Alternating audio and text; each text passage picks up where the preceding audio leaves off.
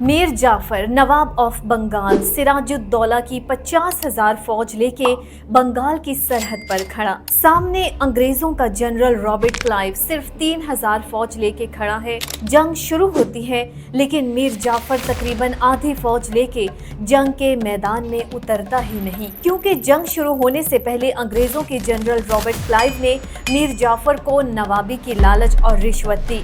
मीर जाफर की इस हरकत की वजह से नवाब ऑफ बंगाल सिर्फ 11 घंटे में ये जंग हार गया, जिसकी वजह से अंग्रेजों ने हिंदुस्तान पे 200 साल तक हुकूमत की।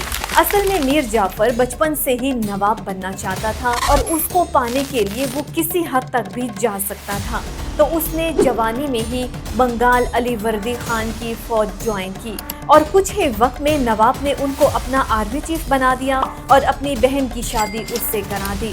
जिस नवाब ने उसे सब कुछ दिया, एक दिन उसने उसी नवाब को मारने का मंसूबा बनाया, लेकिन ये मंसूबा कामयाब होने से पहले ही नवाब नेचुरल कॉजेस से मर गया और उनकी जगह उनका 23 साला नवासा सिराजुद्दौला नवाब बन गया। बंगाल उस वक्त दुनिया की अमीर तरीन स्टेट्स में से एक स्टेट था। जिस तरह अगर आज अमेरिकन स्टेट कैलिफोर्निया एक मुल्क बन जाए तो वो दुनिया का 5वां बड़ा मुल्क हो, और यहाँ का नवाब बनना पैसे और ताकत दोनों को हासिल करना था। इसीलिए रॉबर्ट क्लाइव 3,000 फौज लेके पलासी के मकाम पे आया। जंग शुरू होने से पहले नवाब ने अपनी फौज को 3 हिस्सों में तकसीम किया। नवाब का वाहिद वफादार जनरल आगे बढ़ा। उसने अपनी तोपों से रॉबर्ट क्लाइव पे हमला किया। रॉबर्ट क्लाइव ने भी इस बमबारी का जवाब दिया, लेकिन उसकी फौज में वो ताकत नहीं रही। इसीलिए रॉबर्ट क्लाइव अपनी फौज को लेके पीछे मैंग्रोव्स के दरख्तों में वापस चला गया। नवाब के वाहिद वफादार जनरल को लगा कि रॉबर्ट क्लाइव भाग गया है, तो उसने अपनी फौज को आगे किया।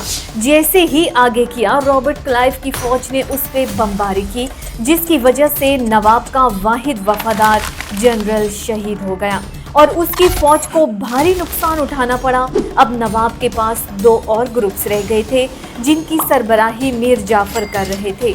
इसके बाद नवाब ने अपने 2 ग्रुप्स को हुक्म दिया कि आगे जाओ और हमला करो, लेकिन मीर जाफर की क़यादत में दोनों ग्रुपों ने आगे जाने से इनकार कर दिया। आखिरकार नवाब मीर जाफर के पैर पड़ा और उसे कहा कि प्लीज इस बार बैरूनी मदाखलत से ये हुकूमत मत गिराओ और अपने ही लोगों से गद्दारी मत करो। लेकिन chief of army staff general Mir Jafar ने साफ इनकार कर दिया।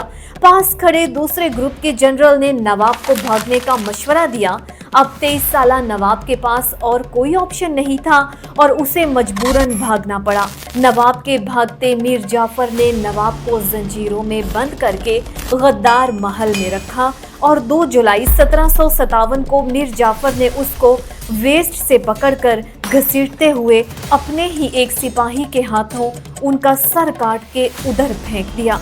ये कत्ल उन्होंने अंग्रेजों से किए हुए मुआहदे की वजह से किया और अपनी गुलामी का पूरा हक अदा किया।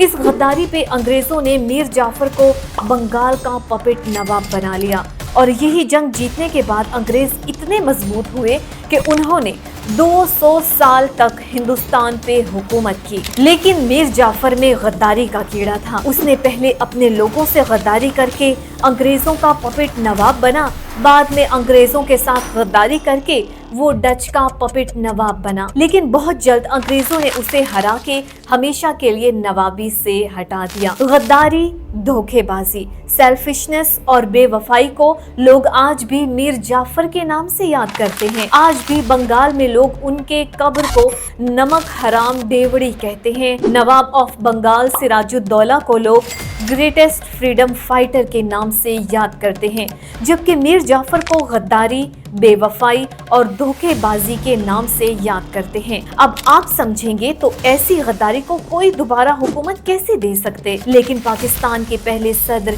जिनका नाम सिकंदर मिर्जा था, जिसने पाकिस्तान की तारीख का पहला मार्शल लॉ लगाया और पाकिस्तान की जमहूरियत को तबाह व बर्बाद कर दिया, आपको पता है वो कौन था?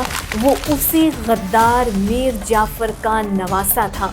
उसने अयूब खान की मदद से पाकिस्तान में मार्शल लॉ लगाया था। ठीक 19 दिन बाद अयूब खान ने उसे उसकी हुकूमत से हटा दिया। پاکستان اس کے بعد ہمیشہ سے غیر مستحکم رہا ہے اور اس عدم استحکام کا ذمہ دار آج بھی لوگ سکندر مرزا کو سمجھتے ہیں، کیونکہ یہ اسی غدار میر جعفر کا نواسہ تھا۔